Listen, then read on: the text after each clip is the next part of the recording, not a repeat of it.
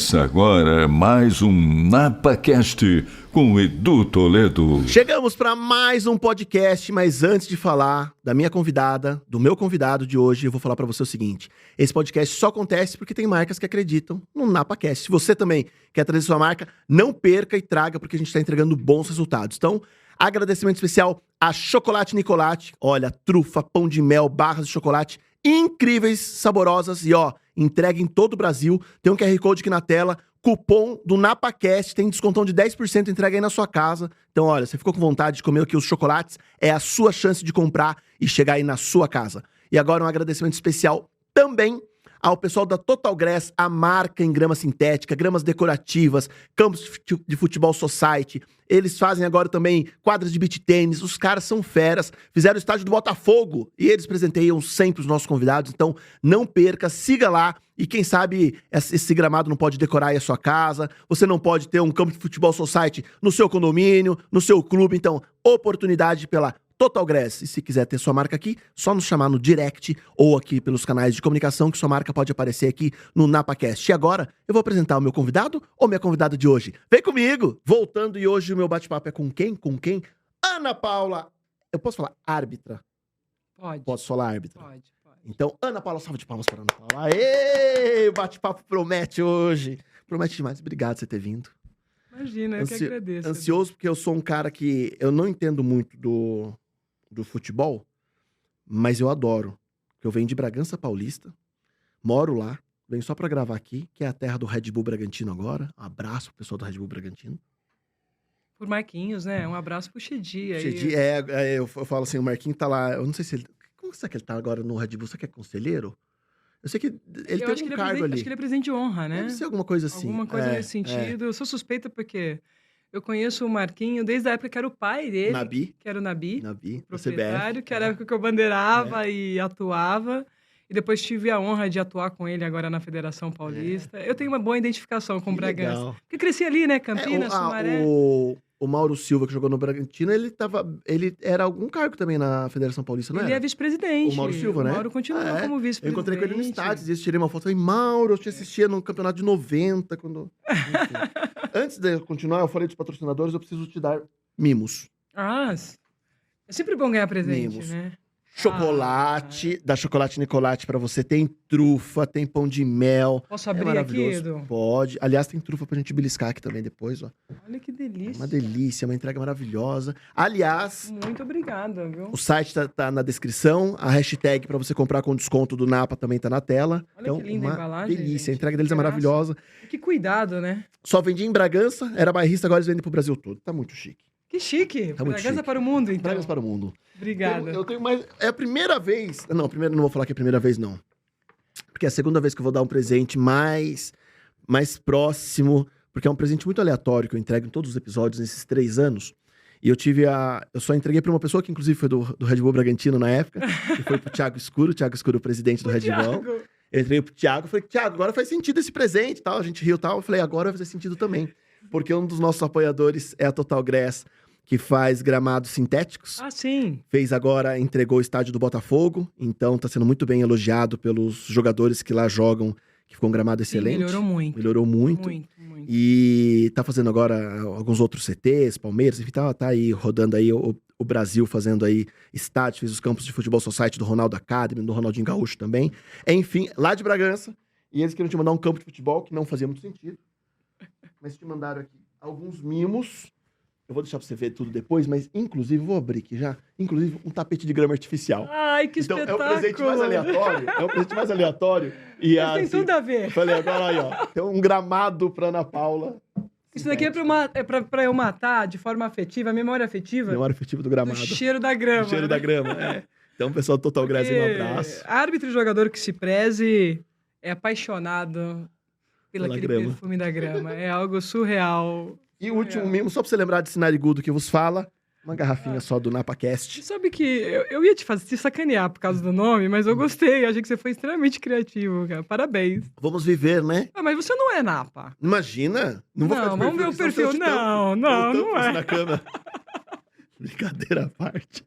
Mas, Ana Paula, eu te entreguei agora até pra gente dar Total Grass, enfim. Você sentiu diferença? Não tem nada a ver com isso, mas assim, você comentou do cheiro da grama, enfim, tal.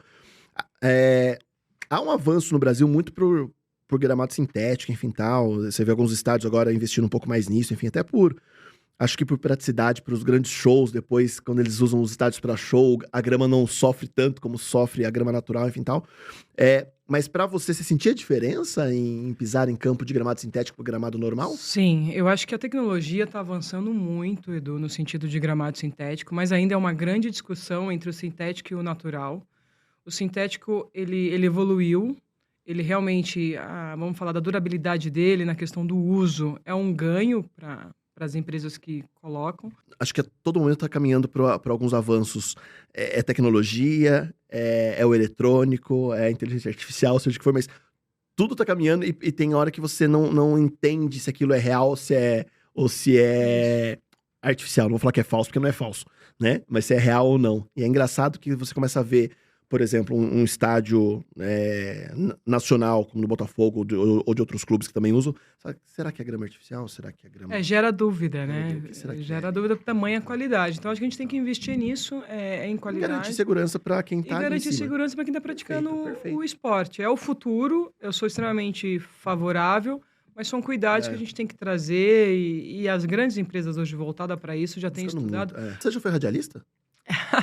Uma voz imponente, né? Você fala horóscopo. Fala o meu horóscopo.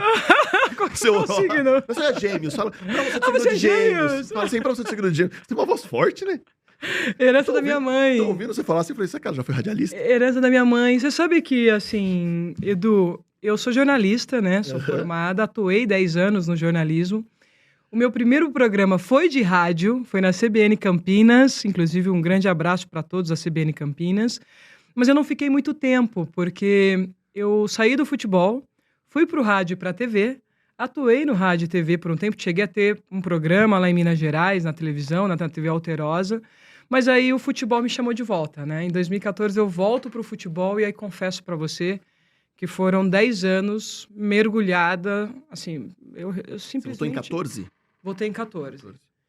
Inclusive eu estava atuando, eu estava na Rádio Estadão, fiz Copa do Mundo pela Fox e estava saindo de Minas para voltar para São Paulo, né? Porque essa coisa também da gente ficar na ponte aérea, seja para o Rio, seja para Minas, e estava querendo ter um pouquinho mais de tranquilidade voltando para São Paulo e recebo o convite para retornar ao futebol, mas já não mais como árbitra, mas como instrutora. E na época eu tinha iniciado um mestrado que não concluí, acabei interrompendo. E estava como professora trainee na Unicamp, né? Estava aprendendo ali, assistente. A gente aprende muito observando, né? Acompanhando os nossos maestros. E me coloquei à disposição da confederação para ajudar exatamente no conteúdo programático da Escola Nacional de Arbitragem que existia na época.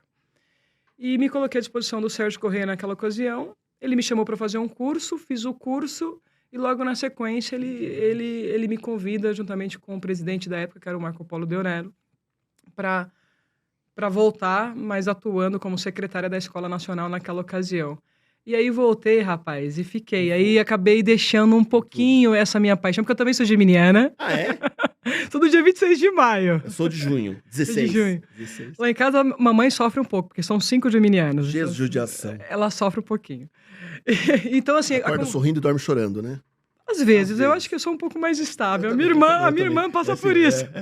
A minha irmã é assim, eu sou mais estável. A gente acorda bem, dorme bem e vamos que vamos. E a comunicação é algo que, assim, tá na minha pele também, mas eu entendo que eu tô num processo agora de desenvolver isso. Porque quando eu comecei a desenvolver, eu parei, deixei adormecido lá, né, já que você me perguntou do radialismo, deixei ali quietinho. E fui para o futebol e agora eu tô voltando, porque o rádio é uma paixão. Eu sou apaixonado pelo rádio. Mudou, já não é mais o rádio, é o podcast. Videocast. Quem sabe aí no futuro a gente pode estar Muito lançando legal, alguma coisa, legal. investindo Você um fala pouquinho muito mais bem, nisso. E é gostoso porque, além de você ter uma voz forte, você tem uma fluência verbal muito gostosa de ouvir, né? Mas acho que o jornalismo ajuda muito nisso também, né, Ana Paula? Eu acho que o jornalismo, assim, a formação e o tempo que eu fiquei, mas mais do que o jornalismo, literatura.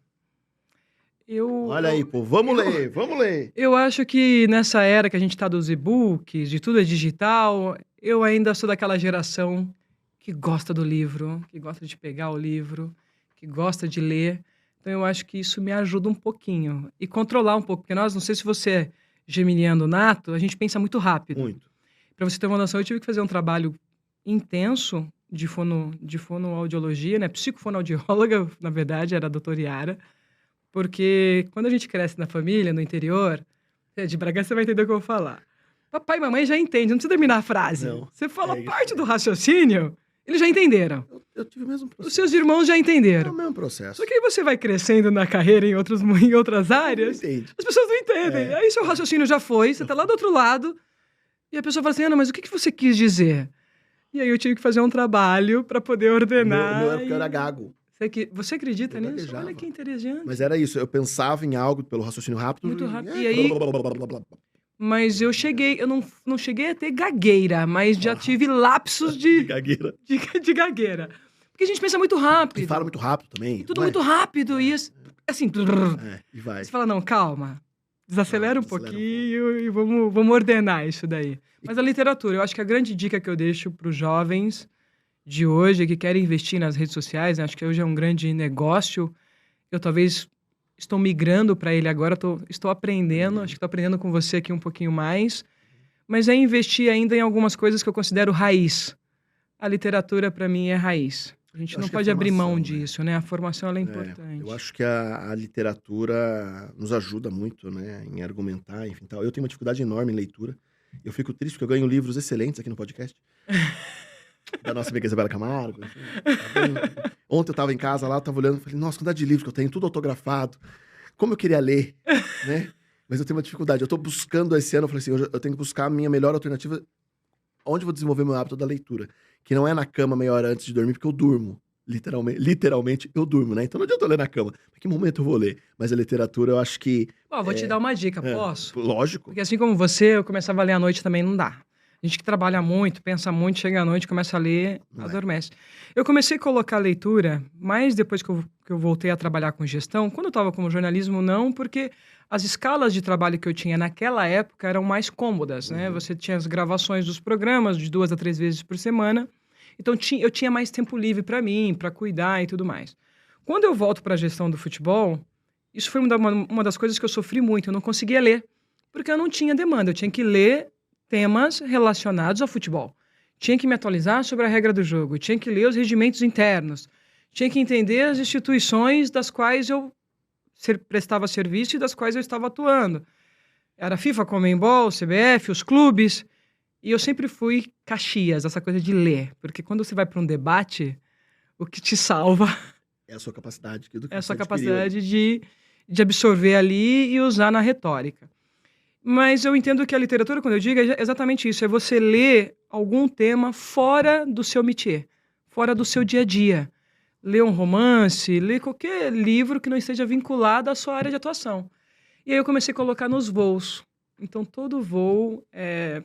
Uber, táxi, todo momento que eu tinha de translado, eu utilizava para ler 2, 3, 4 páginas. Aí você acaba criando o hábito da leitura, mata livros em 1, 2 horas, você consegue, dependendo do tamanho do livro, concluir a leitura. Eu falo que hoje, quando eu tô com meu filho, eu leio pra ele, mas é rápido, né? Porque o livro infantil é tão gostoso de ler, né? Ele é Podia rapidinho. ser assim o de adulto também, né? Que eu acabo o livro em 5 minutos, eu acabei de ler o livro inteiro. Teve um começo, meio fim. Enfim. Então, o Pequeno Príncipe passou por essa transição. Eu li o Pequeno Príncipe, acho que assim, parabéns, né, para os editores brasileiros aqui, porque ele era enorme, era denso. Consolidou. E aí eles começaram a mudar o formato do livro. Inclusive, eu li a última versão do Pequeno Príncipe, extremamente colorido, Objetivo. trabalhando sensorial, objetivo e direto ali. Para minha sobrinha também, falei que ótimo. É isso, facilitou a nossa vida. Mas Facilitou muito. leiam. Aliás, você que tá ouvindo esse podcast agora, também que tá chegando agora no NapaCast, seja pelo Spotify, Deezer, iTunes, Amazon, YouTube, TikTok, Instagram, nos ajude, porque nós estamos aí entregando excelentes resultados em números. Aliás, nessas duas primeiros episódios do ano, se você não assistiu ainda, corre lá pra ver. O primeiro episódio do ano foi com a Monja Coen, foi incrível. E o Reels dela aí, em menos de uma semana, ultrapassou a marca das 200 mil visualizações, acredito eu. O segundo episódio foi com a Bruna Viola, também a gente tá com uma entrega maravilhosa. A gente tá falando da Isabela Camargo aqui, que é um Reels que também marcou muito na NapaCast, passou dos 4 milhões de views. esse corte com a Isabela Camargo, ou seja, tudo isso acontece porque você está nos assistindo. Então, clica para seguir, se inscreve no canal. É uma coisa boba ativar o sininho, parece programa infantil. Ativa o sininho, curte o comentário, mas isso nos ajuda muito. Então, faça isso, por favor. Ana Paula, me conta. A arbitragem era paixão por futebol ou calhou? Aconteceu. Calhou. A minha grande paixão é esporte, né? Eu sou apaixonada por esportes. Queria ter sido jogadora de vôlei profissional. Cheguei a joguei 4 anos na fase infantil mesmo, de formação. Aquela fase dos 11, né? Eu joguei até os 15 anos voleibol. Fiz atletismo, mas a parte fundamental, fiz natação. Então, assim, eu gosto de esporte. E eu lembro que quando eu recebi um convite lá no interior para participar de uma peneira no voleibol, pensa numa criança feliz, assim, né? Com aquela idade dos 12, 13 anos, é uma festa. Mas eu não pude participar da peneira porque parte da minha família é adventista do 7º dia. E a peneira aconteceu num sábado. E meu pai, naquele momento, não permitiu que eu fosse participar daquela peneira. E ali parece aquela coisa frustração de criança. Então, eu já quero aproveitar para todo mundo que tem um sonho, nunca abandone o seu sonho. E falando um pouquinho de neurociência, sempre projete ele na sua mente. Cedo ou tarde ele vai acontecer e a gente não sabe os caminhos, mas ele vai acontecer. Porque eu sempre fui apaixonada por esporte e me via numa Olimpíada. Olha que interessante. Para mim, todo mundo fala, mundial. Eu sou tão apaixonada por esporte, para mim a grande competição da minha vida sempre foi os Jogos Olímpicos. Já participei de mundiais de futebol, mas os Jogos Olímpicos sempre foi uma coisa que... Mexia com você. Mexe até hoje, pra ser franca, mexe até hoje. Aliás, você não tem, né? Tenho dois Jogos Olímpicos. E assim, quando meu pai me levou pro futebol, que foi por acaso, foi uma questão de necessidade financeira, eu fui trabalhar como mesária e depois tomei gosto pela profissão. Ali, quando eu vim fazer o curso aqui em São Paulo, na época era na Brigadeiro Luiz Antônio ainda, a Federação Paulista, eu deslumbrei que eu poderia ir para um torneio olímpico. Sabe quando você bate assim e fala assim... Eu vou. Eu acho que eu posso ir como árbitra. Não fui como atleta, porque naquela época, e olha um erro também, que aí corrigiram o governo, graças a Deus. O árbitro de futebol não era considerado atleta. Nós tínhamos a demanda e a cobrança de um atleta, mas nós não éramos considerados... Não, tanto que a minha formação de comunicação social, bacharelado em jornalismo, eu levei 6 anos. Você deve me perguntar, mas por que 6 anos, Ana? E eu estudei numa instituição adventista. Porque numa instituição que é extremamente rigorosa com as regras, eu tinha boas notas, mas eu me ausentava muito em função do futebol. Então, eu sempre ficava de DP por ausência. E tive que cumprir isso depois. Então, essa coisa da... Porque, na época, o governo, ele dava um apoio para o atleta. Então, o atleta que era considerado olímpico, ele poderia ter o abono das aulas, uma vez que ele tivesse tirado boas notas e absorvido o conteúdo.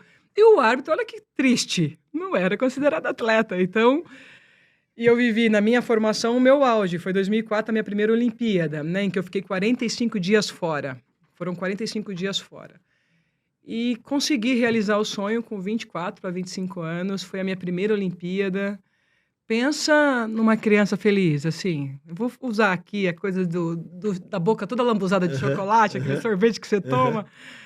Acho que foi um dos momentos mais felizes da minha carreira, assim, Edu. Desfrutei cada minuto. Assim, foi algo ímpar.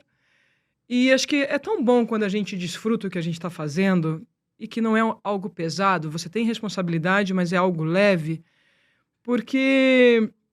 consegui os meus melhores resultados, me tornei árbitra da revelação daquele torneio. E se você falar assim, Ana, você fez alguma coisa diferente? Não, eu sou extremamente disciplinada, treinava e tudo mais, mas eu estava... em êxtase. Desfrutando, exatamente. Se divertiu trabalhando. Me divertindo, então foi ímpar. Lógico que naquela época foi a primeira vez que eu fiquei longe da família, então eu lembro que, assim, a gente viajava, ficava 3, 4, 15 dias fora de casa, mas nunca 45. Então, eu lembro que quando bateu 25 dias, eu liguei pra mamãe chorando, aquela coisa de bebezão, né? Ah, mamãe, tô feliz, tô aqui, mas tô sentindo saudade. Então, a minha mãe nordestina, que é forte, ué, você não queria? Não era o seu sonho? Por que você tá me ligando chorando? A minha mãe é dura. Não, Ana Paula, vamos desligar o telefone e eu só falo com você quando você voltar, a gente não conversa mais. Porque eu quero que você fique focada aí. Olha a minha mãe. E a gente não conversa mais. E não conversamos, Edu. Só falei com a minha mãe Firme. no aeroporto quando eu cheguei de viagem. que Talvez ela aqui manteve Não, a bicha é ali arretada. danada. Eu me espelho muito nela. É muito forte. Minha mãe é muito forte. Acho que a força que eu tenho não é minha. É a herança dela. Ela é muito forte. E realizei, aí tive o privilégio, depois em 2016, aqui no Rio de Janeiro, ter sido chefe da delegação feminina de futebol. Estou muito feliz com o momento que a seleção está vivendo agora com o Arthurzinho. Espero que seja extremamente vitorioso nesses Jogos Olímpicos de Paris. Quem sabe? Eu ainda estou sonhando em ir para Paris, não sei como. Vai que. E fui chefe de delegação aqui. Então, assim, eu tenho um quê com essa competição. Então, respondendo a sua pergunta, futebol foi um belo acaso na minha vida. Eu sou apaixonada por esportes. Mas quando você se vê, em que momento você se viu assim, poxa, esse vai ser meu ganha-pão mesmo? Eu percebi isso, Edu, muito cedo, né? Já com 14, 15 anos. Quando eu comecei com 14, eu era mesária. E aí aquela coisa, o geminiano é muito danado, a gente é muito rápido, né? Absorve as coisas muito rápido, assim. E aí eu falei pro meu pai, eu quero fazer o curso.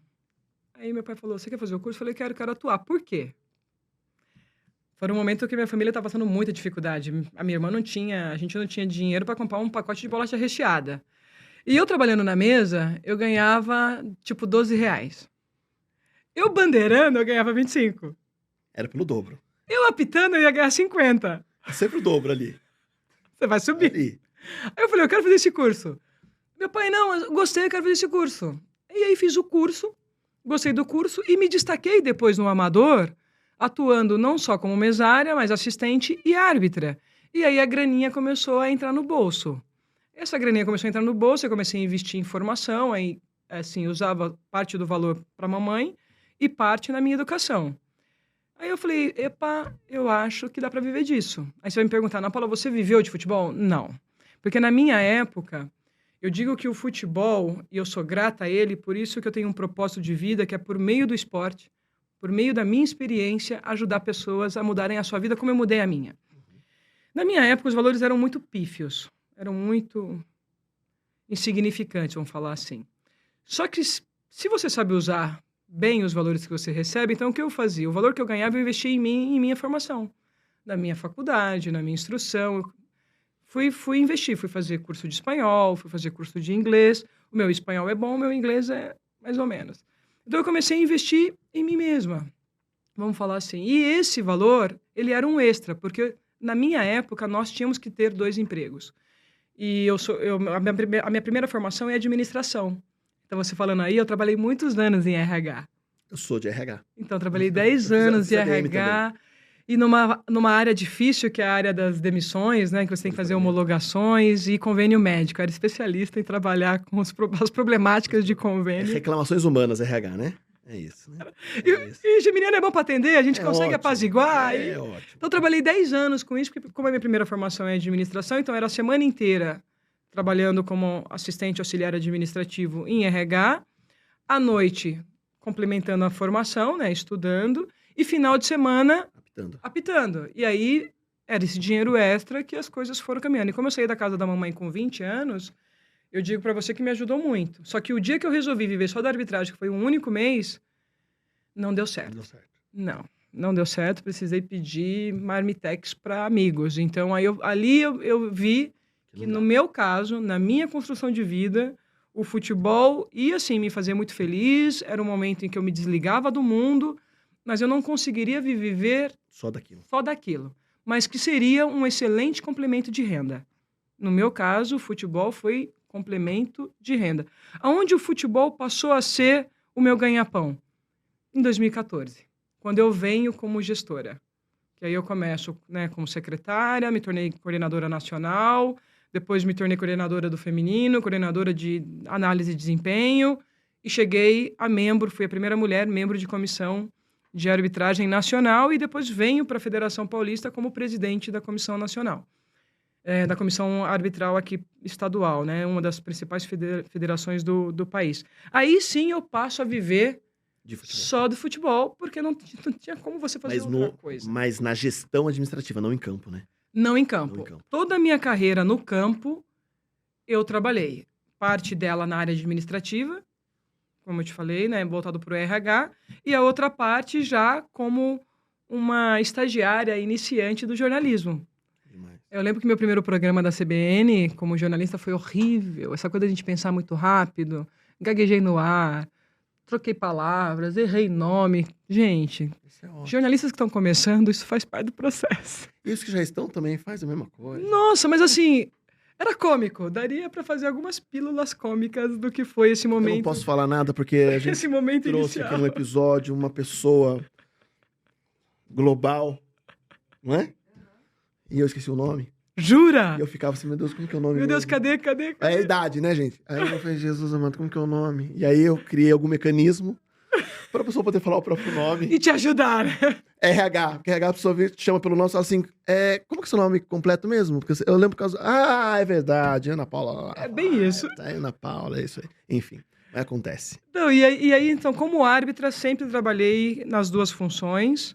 Isso foi muito positivo, porque na minha atuação aqui em São Paulo, como gestora, né, aí majoritária, porque é uma coisa quando você está submetida. Quando eu estive na confederação, eu fui submetida a um presidente de comissão e ao presidente da instituição. Aqui eu era submetida única e exclusivamente ao presidente da instituição. Todo esse lastro de RH administrativo, de processos, né, porque RH tem muito processo, você não pode falhar, me alimentou e me ajudou muito no processo de gestão, porque assim, no futebol, Edu, alguns setores ainda são muito amadores. A gente tem muita boa vontade, a gente tem muito a experiência, mas não a formação técnica. A gente tem experiência de vivência, mas não a formação técnica. E aí eu digo que aos árbitros que querem seguir na carreira no futuro como instrutor, como gestor, que invista nisso. Que faça cursos de oratória, que faça um curso de gestão básica ou de administração básica, para você ter a noção básica. Tem que ter uma noção básica, assim, de usar todo o sistema operacional do Microsoft. Hoje ninguém vive sem um Excel, sem um PowerPoint. Parece uma coisa tola, mas é fundamental para um gestor hoje. Porque às vezes você fala assim, né? E você falando disso, né? Às vezes na função que ele escolheu, ele acha que não precisa. Mas se você for querer mudar... Tolo, mas é necessário. É necessário. Então, assim, o que me ajudou muito foi que esse lastro de formação lá inicial, que eu sou técnica em ADM, trabalhei muito tempo em RH, depois fui para comunicação social, mais o período em que eu fiquei na Confederação Brasileira de Futebol, na FIFA e até mesmo na Conmebol, me deram elementos para eu criar uma estrutura de gestão bem organizada na Federação Paulista. Foi árduo o processo inicial, mas eu acho que, por isso que eu digo, assim, aposte muito em você mesmo, em todas as suas vivências, não descarte, porque uma hora ela vai contribuir. Vai chegar e você vai utilizar isso a seu favor. E ter pessoas capacitadas do seu lado. Eu tive uma grande secretária, que se tornou minha gerente depois, que é a Susan Sanches, acho que é bom citar, e a gente tem que ser grato. Tem que ser grata a pessoas que fizeram a diferença. Eu acho que essa menina me ajudou muito nesses 4 anos que eu fiquei lá. E eu vou citar a Isabela agora aqui, Camargo, que a gente falou dela, porque a Isabela ela falou muito do trabalho que ela tinha, da cobrança que era, do estresse que era, e a mudança de vida que ela fez, né? Eu estou vivendo esse processo hoje, eu acredito. Porque ser gestor no futebol já não é fácil.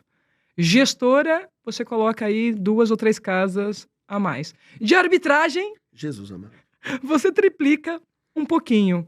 Então, foram 4 anos muito intensos da minha vida, que eu não tinha vida, Edu. Eu vivia em função da arbitragem de São Paulo, me agregou muito valor, sou grata ao Reinaldo Carneiro Bastos por ter sido inovador e ter apostado em mim.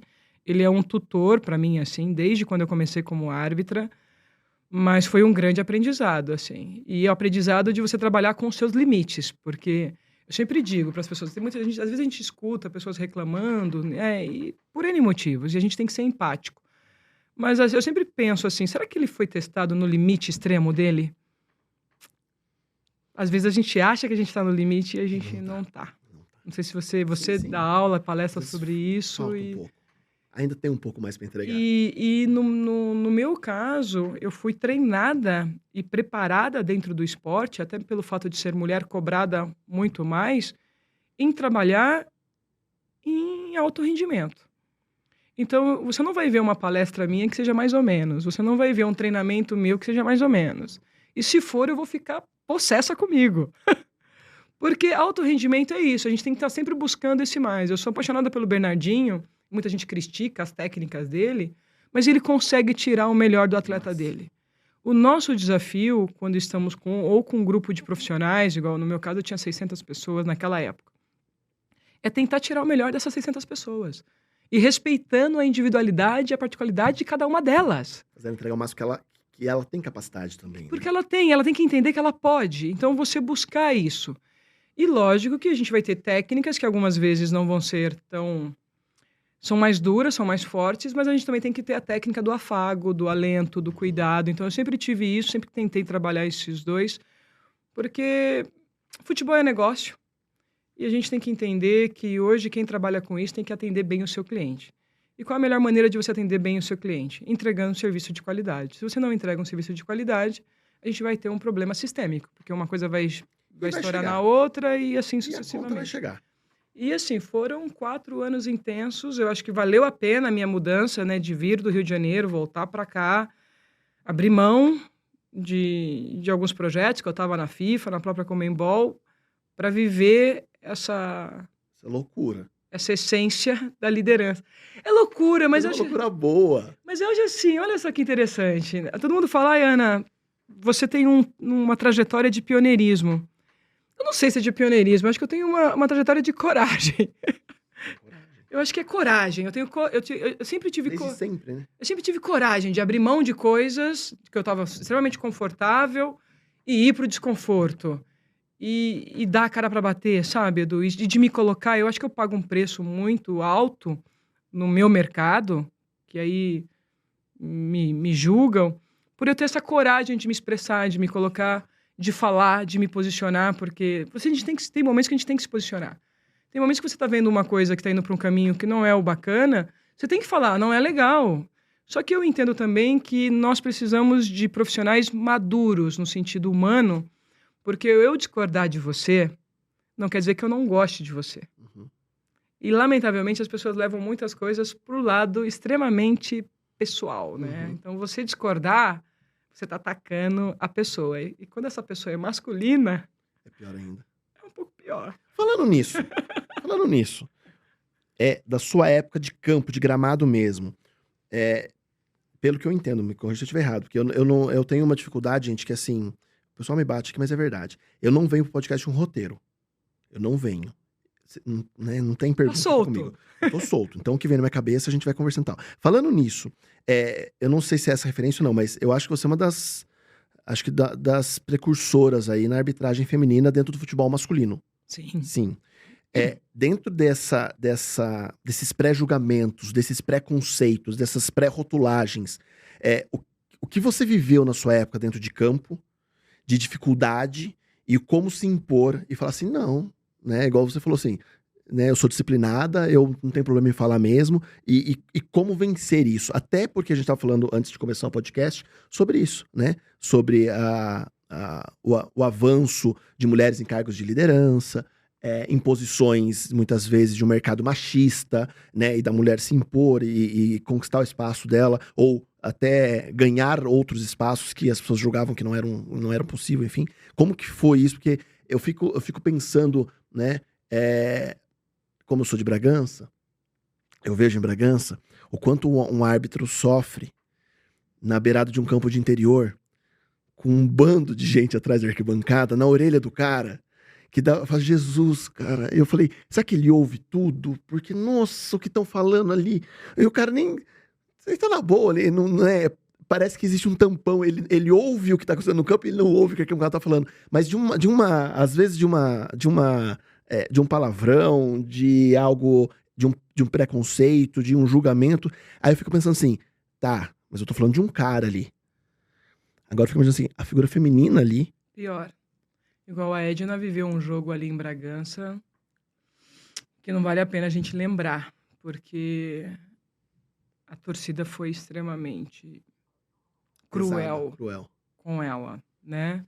Eu vivi essa crueldade em alguns momentos, mas em outros menos, talvez por ter sido a primeira mulher, assim, tinha uma onda que gostava sempre e a que não gostava. A equipe, existia uma mescla de homem e mulher na equipe de arbitragem? É que a quantidade de mulher, ela é muito pequena. Hoje, igual, eu tinha um sonho em São Paulo que o quadro feminino chegasse a 20%.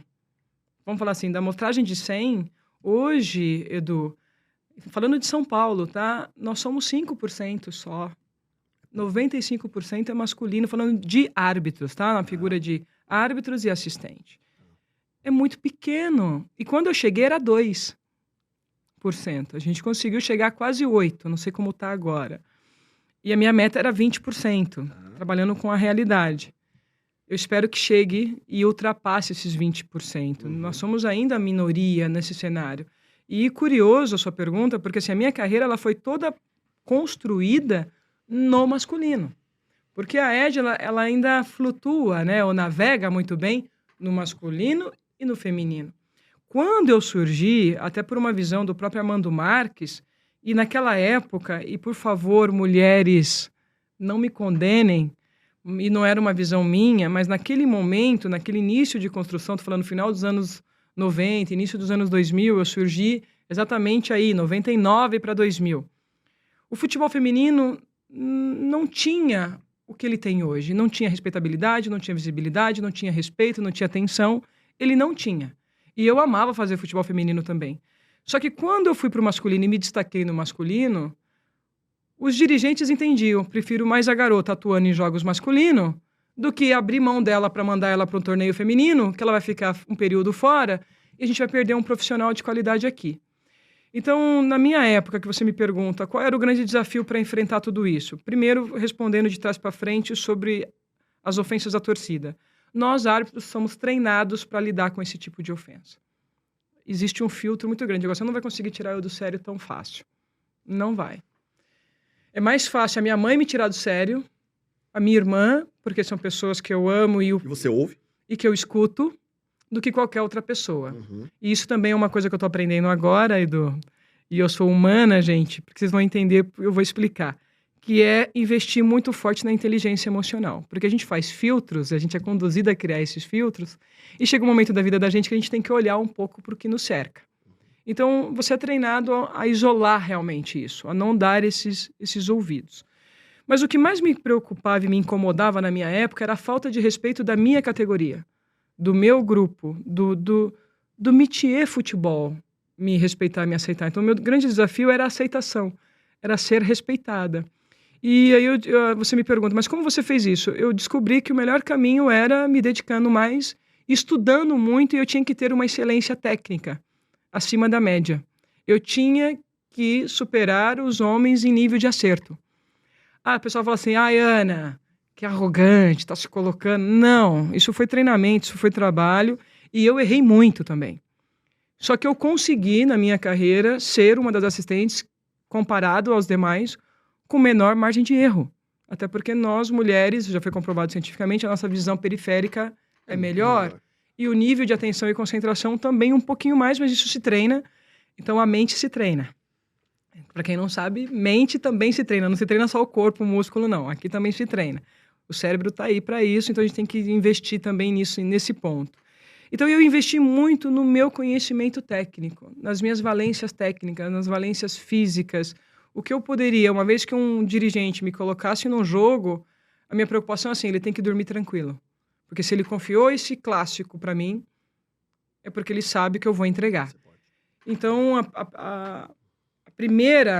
o primeiro alicerce da minha construção como indivíduo foi trabalhar essas habilidades e capacidades voltado para o técnico. Eu me considero uma instrutora técnica de qualidade, me considero que fui uma árbitra de qualidade, mas também entendo que aí eu preciso trabalhar um pouco mais essa questão da inteligência emocional, do relacionamento. Não no trato, necessariamente. É que, assim, como eu já ouvi tantas ofensas, acho que você vai entender, Edu, e você trabalha com isso, e você pode me ajudar nesse bate-papo aqui, aberto, que tá todo mundo em casa, e já vou receber uma orientação. Quando a gente é muito ofendido, quando a gente é muito maltratado, é muito natural você parar de ouvir. Você para de ouvir Eu digo que eu viro um mustangão, sabe? Com a viseira aqui, olhando onde eu quero chegar. E vou. E não tô escutando aqui. Porque se eu parasse para escutar aqui, eu não ia ter coragem, eu não ia ter força, eu ia ficar extremamente vulnerável e talvez não fosse conseguir chegar. Então eu precisei, até como uma defesa humana para sobreviver no meio. Olha que interessante. E chega na gestão, aí eu estou falando agora como humana, para quem está me ouvindo, que eu acho que isso é importante. Chega na gestão, eu fiz gestão de pessoas, fiz gestão de crise, sou extremamente humana, só que eu focava no meu time. Quando eu digo focar no meu time, eram 600 pessoas. Um departamento extremamente de risco e caótico. O que eu tinha que fazer? Dar atenção para o meu time. Porque não adiantava eu querer dialogar com os outros departamentos com maestria, sendo que o meu Não tá funcionando. não está funcionando. Não sei se eu estou errada, me corrija. Falando leitura de RH. Eu preciso resolver o meu problema aqui primeiro, o linguajar coloquial, o meu BO primeiro, para depois fazer o RP com os outros departamentos. Eu não posso querer fazer RP com os outros departamentos se o meu está caótico. E aí que eu acho que eu cometi, não digo uma falha, mas algo que hoje eu vejo e trabalho isso nas minhas palestras também, que é ouvir o arredor, não que você está focado nele. Porque às vezes você está tão envolvido com a sua entrega, com a sua equipe, com o seu time, com os seus problemas, e você está entregando o resultado. Mas você pode estar deixando alguém descontente. Você está incomodando alguém. Tem alguém que, por N motivo, está te minando e você não sabe. E um grande gestor tem que saber que ele tem que focar aqui, mas ele também tem que gerenciar e ouvir aqui. E olha que eu tô falando isso com o peito abertaço, assim. E eu acho que os meus primeiros anos de gestão, não é nem que eu quisesse, não dava para eu focar aqui. Porque se eu focasse aqui, eu não ia ter os resultados que, graças a Deus, junto com o time de arbitragem, a gente conseguiu entregar para São Paulo, que eu tinha uma meta que era, eu preciso sair de São Paulo com a arbitragem paulista em alta. Com a arbitragem paulista sendo a mais respeitada e com a maior credibilidade do país. Não que ela não tivesse antes, mas estava estremecida. Olha que meta ambiciosa para um pelotão de 600 profissionais que atuam em todas as categorias. E quando eu digo excelência e credibilidade, não é no Paulistão da Série A1, é no Sub-11, que se o meu bebê for lá jogar, eu sei que está tendo arbitragem de alto nível para o meu bebê. Você está entendendo? Então, olha a demanda. E aí eu acho que eu cometi uma falha nos meus primeiros anos, os 2 primeiros anos, que foi não olhar para esse outro todo. Não ouvi ali. E aí, quando eu paro para olhar para o todo, porque eu dividi, vou cuidar daqui, aqui começou a ganhar segmento, começou a ganhar força, agora eu começo aqui, a costurar aqui e vamos. Só que já existia um cenário que eu desconhecia, olha que louco, como gestora, que é como lidar com os meus pares e como os meus pares me viam. Porque eu falava, gente, eu nem dou trabalho, assim. Eu dava visão técnica, só que eu sou extremamente técnica. Mas eu não ficava nem procurando o que estava sendo feito, o que não estava sendo feito em outros segmentos, entendeu? Mas às vezes é preciso. Como gestor, você tem que ter aqui e esse olhar. Então, acho que meus 2 últimos anos de gestão em São Paulo foi um grande aprendizado em relação a isso. Aí tive a minha psicóloga, né, que está comigo já há muito tempo, a Cristina, a coach, a Michele, que me fizeram olhar. E eu acho que isso tem a ver com toda essa minha história, porque quando você é estigmatizado, como você é maltratado o tempo todo, mas você tem que sobreviver a isso e mostrar que você é capaz, a gente precisa de mecanismos de defesa. Só que a gente também tem que ter a inteligência emocional de saber quando a gente vai usar esse mecanismo Quando não. e quando não. Porque Então, olha aí, tô falando com você muito aberto. Você pode Não, mas é me orientar agora não, aqui. Não, mas é inacreditável, né, Ana Paula? Porque eu acho que se colocar no seu lugar, né, vamos usar de empatia agora, se colocar no seu lugar de entendimento, porque é muito fácil quando as pessoas falam assim, ó, né, será que o jogador ouve o técnico? Será que em campo, enfim, o atleta ali conversa com o outro, enfim, tal. Mas o crucial do árbitro, eu acho que é difícil de colocar no seu lugar, porque eu fico imaginando a quantidade de responsabilidade, de pressão, de entendimento, de violência, porque uma coisa, acredito eu, que seja você tá atuando dentro de um grande estádio, sabendo que existe segurança, sabendo que haverá uma escolta na hora que você for ao centro do gramado, e você tá em pequenos estádios de interior, que não tem segurança nenhuma, que o cara faz assim, ele tá dentro do campo, né? né? Então, eu acho que permeia isso. Acho que você se desligar, mas você imaginar... Convido você que tá de casa, imaginar hoje de apitar um jogo e de entender que, caraca, eu cometi uma falha. Né? Eu levantei E aí? e não era. E era o gol do campeonato. E você fala, Edu, nossa, deve dar uma olha, gastura. eu separada vivi pra isso. Eu vivi isso. Vou dizer uma coisa pra ti. Não há coisa pior para um árbitro de futebol. E que isso incomoda, isso tira o sono, isso você carrega por anos, eu carrego por anos alguns equívocos que eu tive na carreira, que é quando você comete um erro que impactou diretamente numa decisão ou numa projeção ou não dessa equipe para algo. É um gosto amargo, é engraçado. Se eu for lembrar algumas situações minhas, o amargo vem até agora, né? É muito, muito pesado. E você precisa saber lidar com tudo isso. Eu sempre brinco com os meus árbitros, né? E eu até fiz uma promessa para eles e eu espero ter cumprido. Que eu prometi para eles, eu vou ser firme, você dura no começo, mas eu prometo também evoluir como ser humano nesse processo que a gente vai viver juntos. E eu acho que crescemos juntos. Eu acho que é bacana quando você vê uma equipe... E você enxerga isso, né? Que você cresce junto com eles, que eles enxergam também, que você também se propôs. Porque eu digo que liderança... Tem muita gente que confunde o poder, né? Eu acho que lá no futebol a gente tem muito essa coisa, o poder da caneta, né?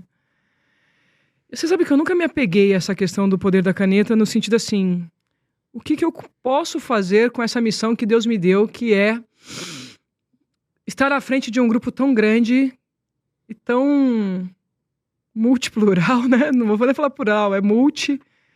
E como eu vou conduzir da melhor maneira esse povo, né? Esse grupo de pessoas. Eu acho que a gente tem que sair dessa coisa do poder pelo poder.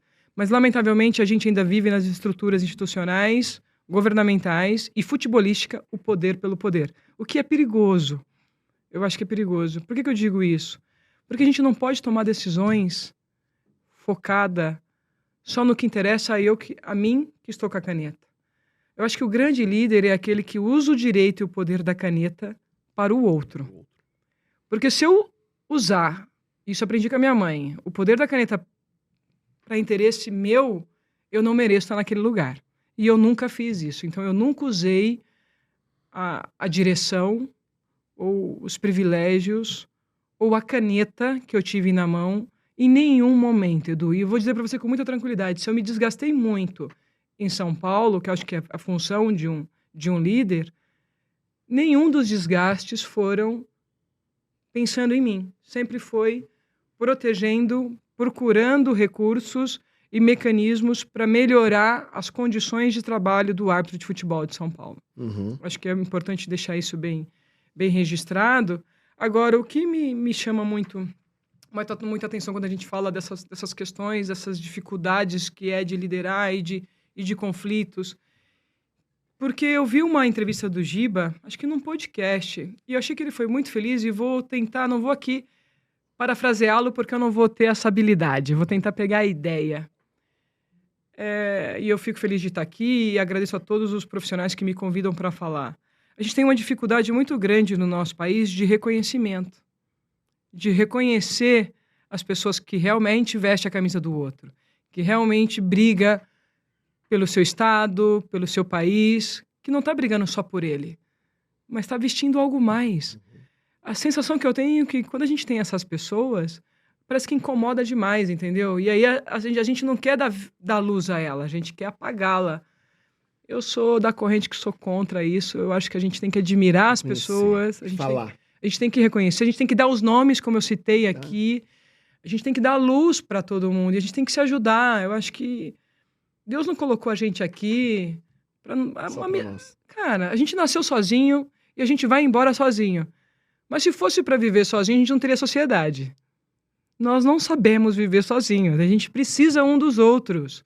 Eu sei que com essa era digital, ao discurso do eu com eu, não sou contra. Eu acho que é importante. Tem que se amar, sim. Eu preciso me amar. Sim. Eu preciso estar bem comigo para poder estar aqui falando com você. Né, pô? Agora...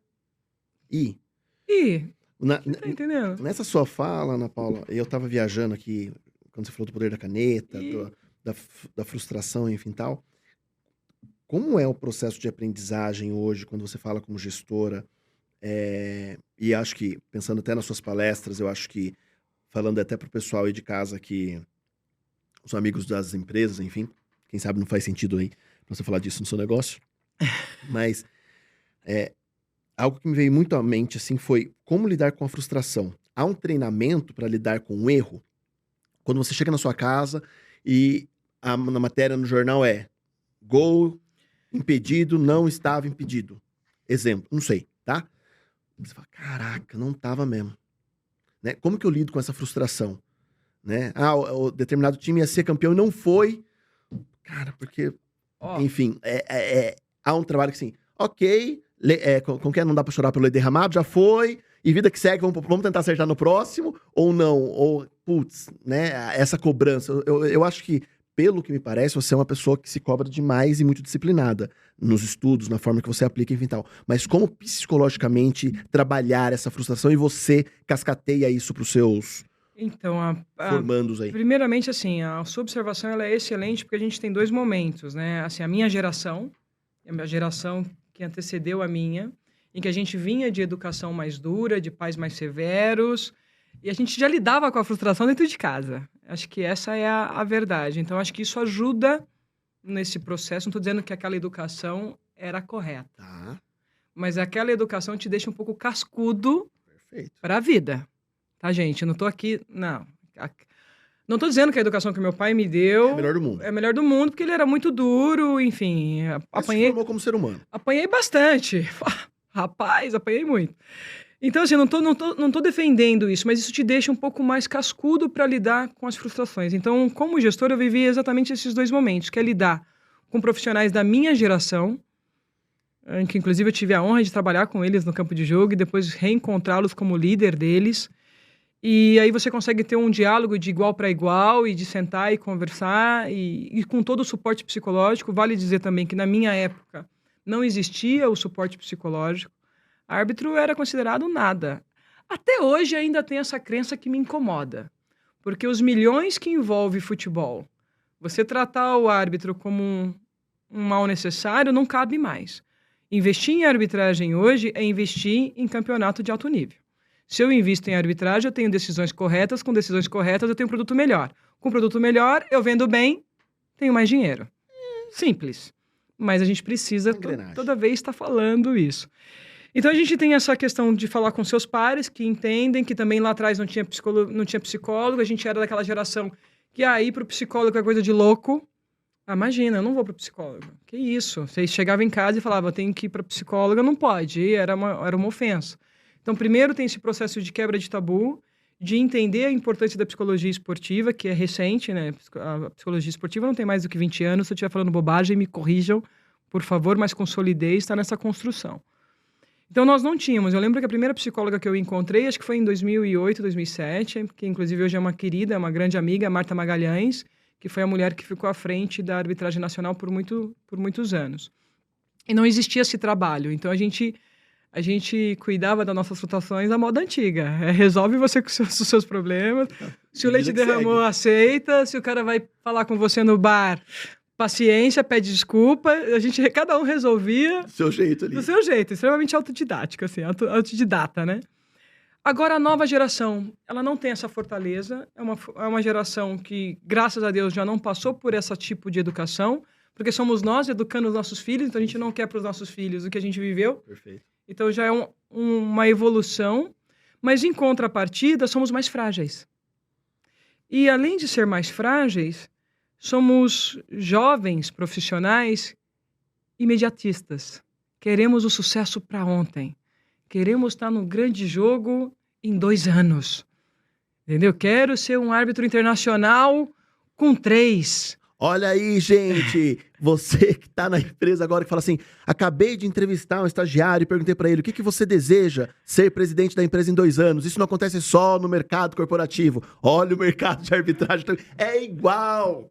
Igualzinho, não muda nada. Igualzinho, não muda nada. Então, aí você saber lidar com esse jovem, e mais do que isso, não é só o ele querer, porque eu acho que o ele querer, a gente tem que estimular. eu nunca vou desestimular. Tem que estimular e dar recursos para ele. Mas a pergunta que eu sempre fazia para eles, assim, e quando você se equivocar? Quando você tiver um grande erro, você está preparado para a chuva de críticas que você vai receber? E eu vi, Edu, meninos que eu quase peguei no colo, que eu fui muito dura, eu bati pesado em reuniões, e depois que eu bati pesado, eu peguei no colo. Sabe, tipo, mãe chama atenção, e depois abraça. Afaga. Porque, assim, você vê essa fragilidade emocional.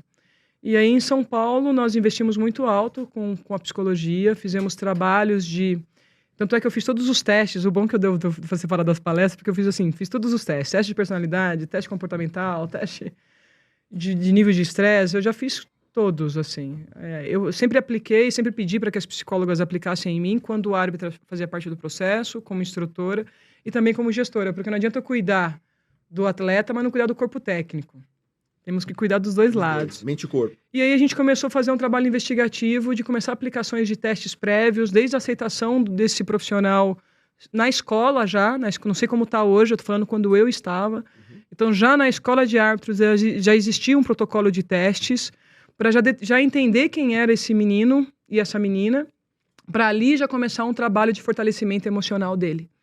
Porque se eu começo um trabalho de fortalecimento emocional nele já na escola, automaticamente isso não se constrói do dia para a noite, mas eu vou ter profissionais mais fortalecidos, mais maduros, mais resilientes e que lidam melhor com a frustração. Porque não é fácil. Eu falo recentemente agora, eu passei por um momento de frustração muito grande. Eu com toda a experiência, já 40 a mais... E não é fácil. Por mais que você tenha vivência, por mais que você tenha experiência, eu graças a Deus, sou extremamente otimista, tenho uma resiliência que é nata, acho que Deus me deu essa força interna, mas você tem que buscar mecanismos em você, falar com você mesmo, sabe? Procurar o seu tempo de meditação, procurar momentos que te dê lucidez para lidar com um cenário adverso, não é para qualquer um.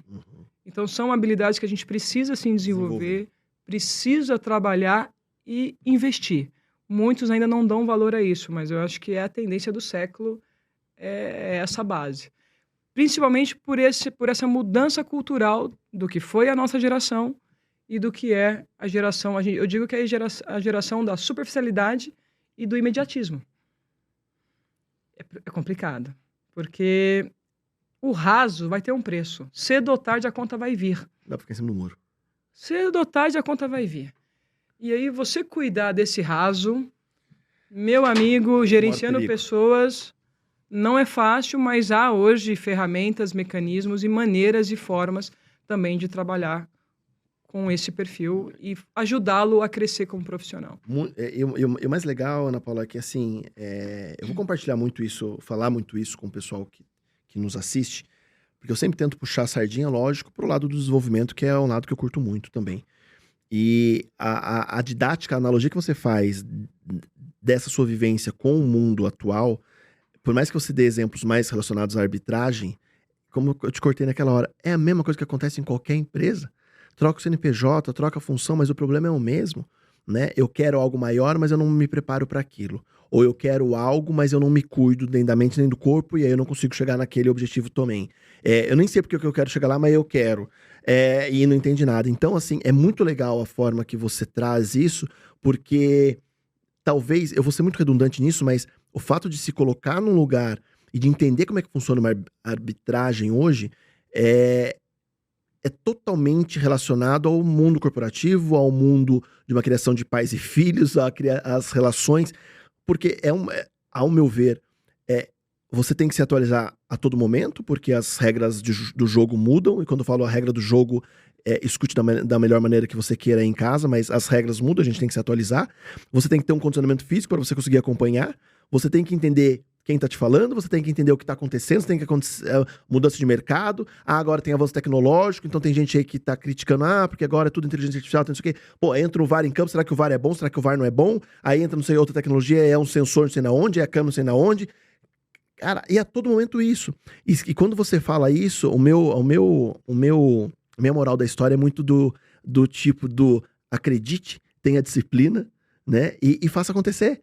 né? Sim. Então te ouvir assim e ver essa trajetória de, olha, lá atrás eu tava em campo correndo, sendo julgado, saio, fico um período, volto, mas aí no processo de formação, pela capacidade de disciplina, e você fala, caramba, 600 pessoas, né? E cascateando isso pro futebol Série A, 11, AX, seja o que for, cara, que evolução, que filme na cabeça de entender que a pessoa que fez um curso para dobrar de 14 para 25 reais uma de mesária para uma assistente, cara, aonde a gente pode chegar? Sim. Né? Então eu queria muito consolidar. Nós passamos de 1 hora do podcast já, porque você fala pra cacete, eu também falo. Desculpa. Geminianos, 2 geminianos juntos não dá certo. 1h03 já que a gente tá falando. Daqui a pouco vamos falar assim: isso é podcast Faroeste Caboclo, que não acaba nunca. Mas eu queria muito que você fechasse pra mim, Ana Paula, muito sobre isso, sobre o querer, né? Eu acho que muito pegado nessa questão da mulher, do querer, da disciplina, mas entender que assim, pô, é possível e não há tempo pra isso, porque quando eu vejo você agora nessa mudança de 2014 pra cá, talvez você fale assim, não, já parei, não quero mais isso, e agora você falou assim, opa, talvez tenha algumas coisas aí acontecendo aí, ó, vou voltar pro campo aí, ó, não sei o que tal. Cara, sempre é tempo, se você acreditar e se você entender que aquilo faz sentido. Então, antes da gente começar o podcast, você teve uma fala muito legal comigo aqui nos bastidores, falando disso, né? Do se impor, né? Do vencer esses mercados que às vezes o percentual é baixo, de querer chegar em 8, tá em 5 e sonhar em chegar em 20% no momento. Quem sabe no momento 50-50, quem sabe no momento 51-49, mas a importância realmente de acreditar. Eu queria muito uma fala sua dessa, nesse bate-papo incrível que a gente teve. Por favor. Edu, primeiro quero te agradecer. Foi incrível estar aqui falando contigo, falando de coisas que eu acredito. Acho que hoje, para qualquer profissão, não dá para a gente ser só o especialista na nossa área. A gente tem que entender o contexto, a gente tem que entender a política que a gente está inserida, a gente tem que entender de economia. Eu sempre falo isso para os árbitros, precisam entender o contexto em que vocês estão inseridos. Isso vai ajudá-lo e muito na construção da sua carreira. Lembrando daquela menina que começou com 14 anos, né? Acredite, mesmo quando o mundo virar as costas para você e falar para você que não é possível, ou se tentarem te cancelar de qualquer maneira, porque hoje essa era é assim, às vezes algumas pessoas estão em determinados lugares, anulam outras, apagam, e você pode se sentir sozinho, isolado, ilhado, mas continue acreditando em você, e mais do que acreditar em você, invista em ferramentas que possa, nesse momento de sombra, que não é sombra. Talvez você está achando que é sombra, mas não é. Na verdade, é um momento de luz, você para com você, e se você tem fé, porque eu acho que pensar, hoje é um tema muito delicado falar de espiritualidade, né? Mas é importante você acreditar em algo. Aqui eu não vou julgar nem nada, eu respeito todas as religiões, mas acredite em algo. Igual eu sou muito temente a Deus, então assim, primeira crença, a primeira fé que eu tenho é nele. Que nada que acontece é por acaso, tudo tem um porquê, então acredito nele. E acredito muito nisso, que todo momento de sombra que possa vir a ocorrer com qualquer profissional, com qualquer atleta, é um momento de luz para a gente se reencontrar consigo mesmo, entender o que pode ser melhorado, não ficar apontando para fora, porque é muito mais fácil a gente culpar o outro. Sim. Mas olha para você, olha como você pode lidar com essa diversidade. E se você tem um sonho, continue sonhando. Cedo ou tarde ele vai acontecer, porque tem um ditado que é comum e popular, né? O que é do homem, o bicho não come, não é assim? E o que é seu, tá guardado. Desde que você trabalhe, porque também não adianta só pensar. Tem que agir, tem que investir e aguardar. Vai chegar. Confie em você. Que demais. Que demais. Gente, de verdade, eu acho que esse papo tem que ter parte 2 e parte 3, porque ambos falam muito, mas hoje tem mais de ouvinte. E de verdade, você que tá ouvindo, siga a Ana Paula nas redes sociais. A Ana Paula tá vindo com mais conteúdo, e eu acho que nessa questão das palestras, das analogias, eu acho que você tem tudo para fazer com que a gente crie reflexões que a gente talvez não pare para pensar. E não é uma palestra de árbitra para árbitro, é uma palestra, ou é uma fala, acho que é uma posição de fala de é possível, né? E que analogia a gente faz no nosso dia a dia, principalmente porque eu acho que a maior dificuldade que nós latinos temos, eu vou ser um pouco generalista agora, né? Mas nós brasileiros até um pouco mais, a gente tem uma dificuldade em seguir regra absurda, a gente tem uma dificuldade em seguir normas, a gente tem uma dificuldade em ter disciplina pra tudo na vida, né? As pessoas começam a fazer dieta na segunda e param na quarta, porque quarta tem feijoada, né? Nem pra emagrecer a gente consegue ter disciplina. E aí quando a gente pega uma arbitragem que é pautada por regra, norma, regra, e tentar conduzir tudo isso de uma forma efetiva e que traga bons resultados e que tenha esse entendimento, eu acho que pode ser uma grande analogia para você que está nos ouvindo aí, quem sabe levar para sua empresa aí e entender a importância da disciplina. Eu acho que quando a gente vê algumas pessoas tendo sucesso nesse país, a grande maioria, se não todos, falam muito da disciplina. Ou seja, eu quis, eu estudei, eu me preparei, fui um atleta de alto rendimento, treinei 7 dias na semana para entregar um resultado numa Olimpíadas a cada 4 anos, e entreguei, né? Então, se a gente puder ter um pouco mais de disciplina e entender que as regras estão aí para serem cumpridas, talvez a gente não estaria vivendo o que a gente vive hoje em relações conjugais, relações familiares, relações profissionais, econômicas, financeiras, enfim. Então, que possamos usar essa reflexão da Ana Paula de uma forma mais efetiva na nossa vida. Obrigada, Edu. É isso, de verdade. De feliz de estar aqui, Incrível, de ter batido obrigado. esse papo contigo. Incrível. Acho que você tem razão. Merecia 2, 3 e assim. Mas vamos fazer. Vamos fazer. Olha, porque eu acho muito, que foi muito legal. bom. Obrigada Obrigado pelo você. espaço. Obrigado Sucesso, mais e mais, viu? Obrigado mesmo. Fala sua rede social, só pra gente fechar. Então, eu tô com o Instagram e o Facebook, são os mesmos, né? LinkedIn também, que é o Ana Paula Oliveira. E no Instagram, Ana Paula Oliveira Oficial, porque já tem Algumas Ana Paulas. Sim, que utilizo, mas que inclusive tem minha foto, mas não sou eu. Que legal. Fake news. Fake news. Então, no Instagram é Ana Paula Oliveira Oficial. Tem no LinkedIn também, Ana Paula Oliveira, vocês vão estar me encontrando. No Facebook tem o Ana Paula Oliveira, a página, inclusive, em aberta. No TikTok eu tô com a Ana Paula Oliveira também, mas é mais com essa linha mesmo de conteúdo voltado para palestra, para bate-papo, para reflexão.